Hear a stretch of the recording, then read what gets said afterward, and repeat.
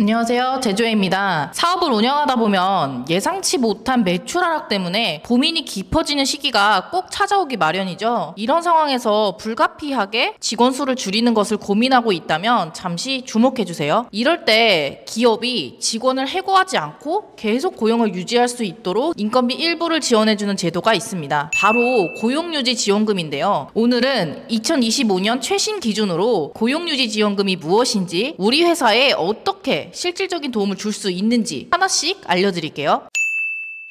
고용유지 지원금이 정확히 뭔지 개념을 먼저 말씀드릴게요. 사업을 하다가 경영이 악화되어 직원 해고가 불가피한 상황이 처해졌을 때 기업이 해고 대신 다른 방법으로 고용을 유지해주면 인건비의 일부를 정부가 지원해주는 제도입니다. 이 제도의 가장 큰 장점은 회사 입장에서는 숙련된 핵심 인력을 그대로 유지할 수 있다는 점이에요. 나중에 경영 상황이 다시 좋아졌을 때 새로 직원을 뽑고 교육하는 데 드는 시간과 비용을 크게 아낄 수 있겠죠. 또 직원들 입장에서는 갑자기 일자리를 잃을지도 모른다는 불안감 없이 안정적으로 생계를 이어나갈 수 있게 됩니다. 회사와 직원 모두에게 정말 든든한 버팀목이 되는 중요한 제도죠. 이 지원금을 받으려면 회사는 고용유지 조치를 해야 하는데 크게 휴업과 휴직으로 나뉩니다. 그럼 휴업과 휴직은 구체적으로 어떤 차이가 있을까요? 두 가지 모두 회사와 직원의 고용관계는 그대로 유지하면서 일정 기간 동안 직원이 일을 쉬는 형태라는 공통점이 있습니다. 하지만 중요한 차이가 있어요. 주로 회사 사정 때문에 직원들이 잠시 쉬는 경우에 휴업이라고 하는데, 예를 들어 생산량이 줄거나 사업 활동이 일시적으로 중단되는 경우를 뜻합니다. 이렇게 휴업이 들어가더라도 직원의 원래 직무나 보직은 그대로 유지되고요. 휴직은 좀 더 다양한 이유로 직원이 쉬는 경우인데요. 육아휴직이나 질병휴직처럼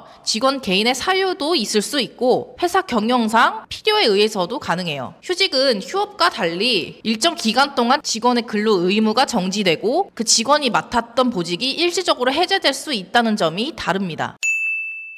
고용유지 지원금은 크게 두 가지 유형으로 나뉘는데요. 직원에게 급여를 주면서 쉬게 하는 유급 고용유지 지원금과 급여 없이 쉬게 하는 무급 고용유지 지원금이 있습니다. 여기서 중요한 건 무급 고용유지 지원금은 유급 조치까지 다 했는데도 불구하고 경영 상황이 도저히 나아지질 않아서 어쩔 수 없이 추가로 무급 조치를 해야 하는 회사만 받을 수 있다는 차이가 있어요. 유급 고용유지 지원금은 우리 회사의 규모에 따라 지원 비율이 조금씩 달라집니다. 먼저 정부에서 우선 지원 대상 기업으로 분류가 되는 회사라면 고용유지 조치 기간 동안 직원에게 지급한 인건비의 3분의 1을 지원받을 수 있습니다. 꽤 큰 금액이죠. 반면 대기업처럼 대규모 기업 같은 경우 인건비의 2분의 1을 지원하는데요. 여기서 한 가지 꿀팁. 만약 근로시간을 50% 이상으로 대폭 줄여서 휴업을 실시한다면 아무리 대기업이라고 하더라도 우선 지원 대상 기업과 동일하게 3분의 2를 지원받을 수 있습니다. 그렇다면 최대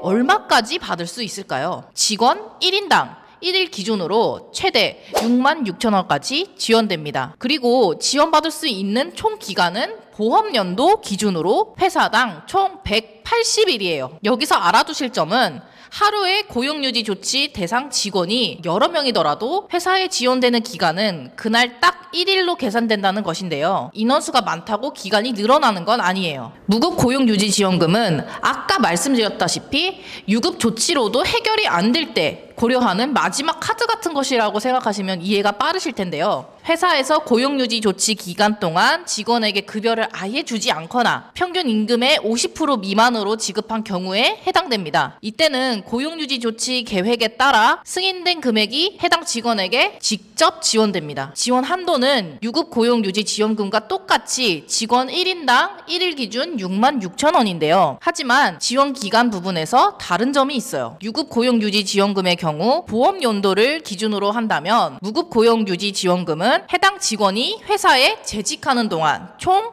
180일까지 지원이 됩니다. 그리고 또 하나, 만약 무급 휴업이나 휴직 기간에 직원들을 대상으로 직업 능력 향상 프로그램을 실시한다면 직원 1인당 매월 10만 원 범위 내에서 회사의 실비를 추가로 지원해 줍니다. 이는 어려운 시기에도 직원들의 역량을 강화하고 장기적으로 기업의 경쟁력을 높일 수 있는 좋은 기회가 될 수 있겠죠.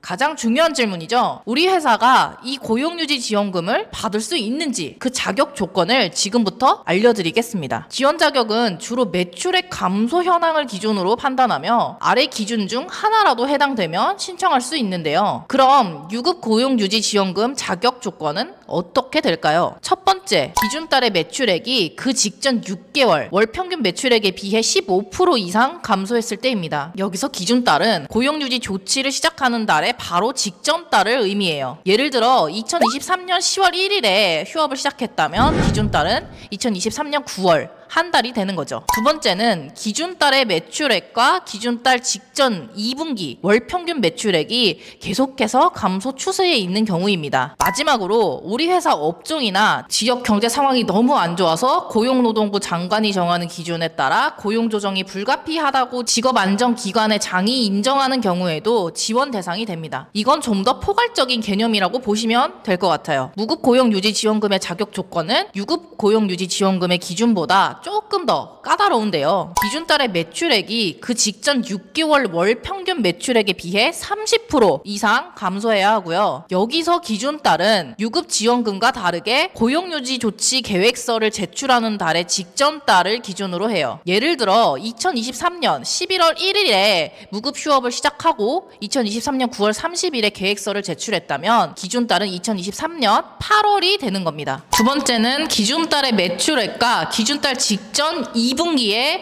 분기별 월 매출액이 각각 20% 이상 계속 감소 추세에 있는 경우입니다. 마지막으로 유급 지원금과 동일하게 업종이나 지역 경제 상황 악화로 인해 고용 조정이 불가피하다고 직업안전기관의 장이 인정하는 경우에도 지원받을 수 있습니다. 오늘은 2025년 고용유지 지원금에 대해 상세히 알아보았는데요. 경영위기는 누구에게나 찾아올 수 있지만 이러한 제도를 활용하면 회사와 직원이 함께 어려움을 극복하고 더 단단하게 성장할 수 있는 계기가 되지 않을까 싶습니다. 힘든 시기 다들 잘 견뎌내시길 제조회 또한 응원하겠습니다. 더 자세한 내용은 네이버 제조회 카페에서 확인하실 수 있어요. 감사합니다.